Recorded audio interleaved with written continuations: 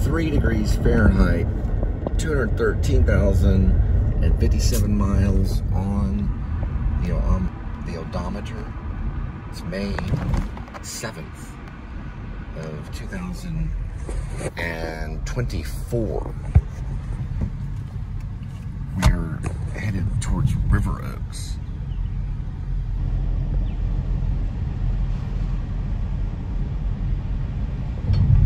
Side note, there is a band, they're mostly kids, they're on YouTube, and they're up this way. Don't know how they're doing now, but I dropped off a pizza to them, and they rehearse right there. It's a Fort Worth band. Cannot think of their name. It's something like, I don't remember. I don't remember for some reason. Sorry about that.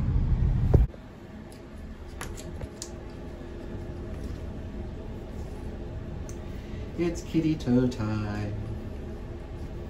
Here we go with today's kitty. 9 lives. Each life has a number. Numbers 1 through 9. Swirl the kitty.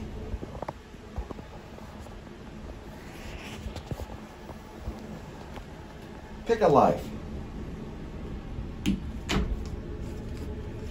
Today's kitty is Edmund. Meow.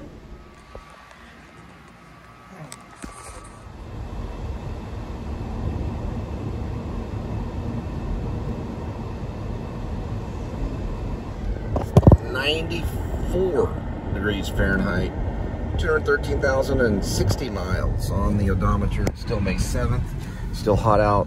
I put on some Seasons by Chris Cornell, watching a YouTube documentary called Rock is Dead. But yeah, I remember Singles, Matt Dillon was in it, and it was kind of one of those movies I watched in my 20s. But that song stuck out in all the soundtrack. It was probably, I don't know, I think one of the top 10 all-time best songs ever. They did put it down as pretty high up there, but not that high. But he did his band, the bands that are Soundgarden, all that stuff. It did get attention from the Rolling Stones, and they did make some top lists. But yeah, Seasons is a really good one. It's better. I think it's better than Black Hole Sun, but Black Hole Sun's good too. Butterflies coming up. Just to make a comment about Chris Cornell's, Linda and I, when we were the Linda and Cole band, we did a song called Resistance Band, which is mentions Chris Cornell and some other rock stars too. That would be Lost in SoundCloud, which should be an album that we have, Lost in SoundCloud. It's somewhere in SoundCloud, I don't know. We thought SoundCloud was going to be the way. Here's the butterfly. Turned out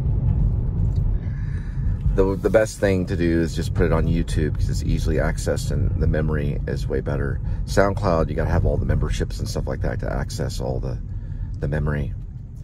Did not know this until now we only have the demos of the most recent stuff that we did. But one of the songs was called Resistance Band, and it mentions Chris Cornell at the beginning of it. Anyway, check it out. 5026 2.1.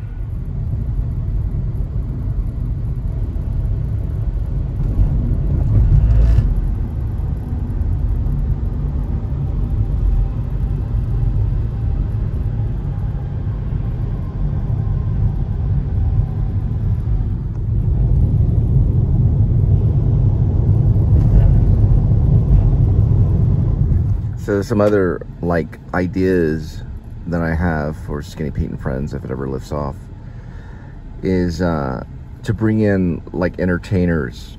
So it's kind of a Broadway Danny Rose, like mimes and things, even though the lawyer's behind it. So it's kind of in a way, Jimmy McGill goes from criminal lawyer to entertainment lawyer.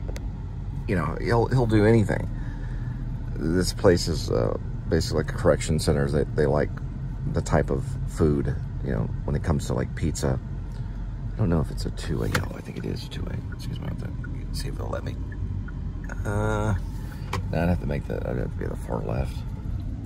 Legally, I'd have to be in the far left. But anyway, that was just one of the things. So it was, I don't know. I guess I kind of just, when I watched the vlog, it kind of blurred out very quickly. And I guess I'm assuming that everybody that's watched the vlog has read the teleplay. So I've shown the teleplay. So if you go through my vlogs, you will see Skinny Pete and Friend teleplay. And I went through it as I wrote it, like I've done on a few other scripts. Now, there is a misspelled word I found twice. It's the word one, as in O-N-E. There's a lot of times it should be on. And I don't know how that happened. It could have been a replacement thing or autocorrect. But it went in as, for some reason it went in as O-N-E. When a lot of times it's when Badger's talking.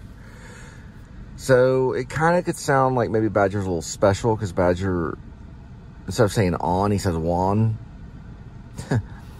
But it, you know, I think the actor would be able to figure that out. Like, isn't that word on? Yeah, I know. That's a horrible mistake. I don't have an editor. I found it last night when I was reading the script. Not too complex, and I could tweak it. I mean, I know Vince Gilligan's genius. You know, what's funny is the season 5, the whole scene between Skinny Pete and Badger talking about Star Trek and Kirk and him beaming his guts into space and all that stuff. That's just genius. But anyway, I totally see Skinny Pete and Badger. They could easily be artists, you know, in New York City doing a YouTube show.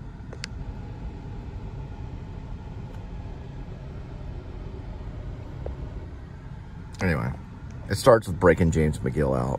They don't really break him out, they just pick him up. And Kim Wexler pulls all the strings, kind of Godfather style, to get him out of prison. This would probably be his second stint to prison. Because the first one, of course, happens, I believe, before Breaking Bad. And he becomes Saul Goodman. Because Better Call Saul is actually a prequel and a sequel. So, Breaking Bad is after he basically has become Saul Goodman. So it would be kind of a, I guess you could say a sequel to Breaking Bad, and El Camino is probably what you would really say. But you could also say that it's a sequel to Better Call Saul, because it's more connected to Better Call Saul. Better Call Saul had 7 seasons, or it had 7 years, a 7-year stint, while Breaking Bad was only 5 years. And so more people know of, this person's just blinking right here. More people know about Breaking Bad, I guess. Maybe it's more iconic. Guy must be picking up a lot of people today. That's where I'm trying to go, I think. Or maybe it's there. I have to figure out where I'm. Okay, no, I found it. Never mind. That just goes to the center of downtown and past one of the jails.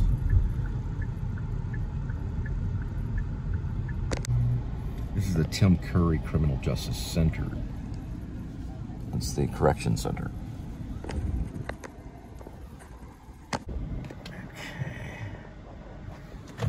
Anyway, guess you didn't mind that I double parked. Here comes a pizza. Anyway.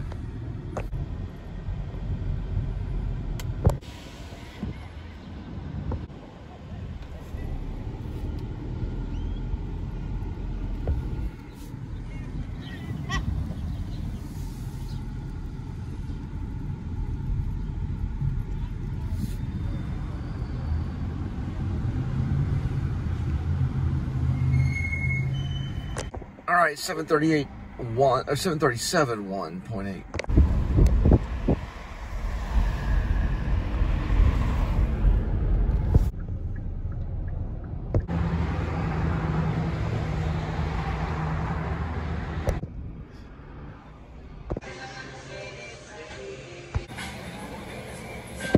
Well, it looks like another night of delivery. We're gonna head back and see Linda and Kitty.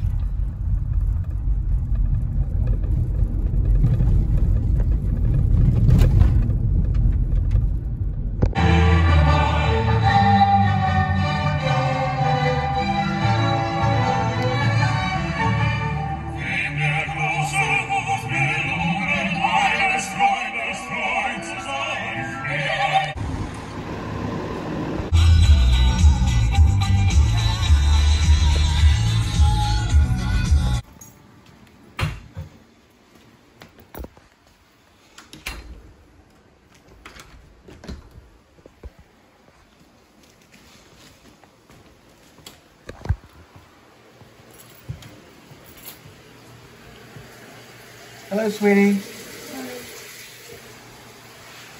You okay?